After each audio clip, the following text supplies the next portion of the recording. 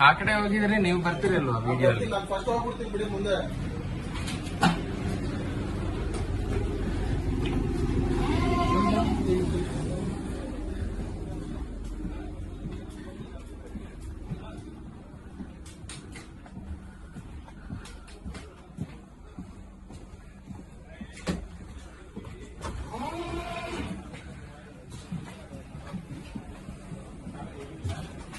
ಎಷ್ಟು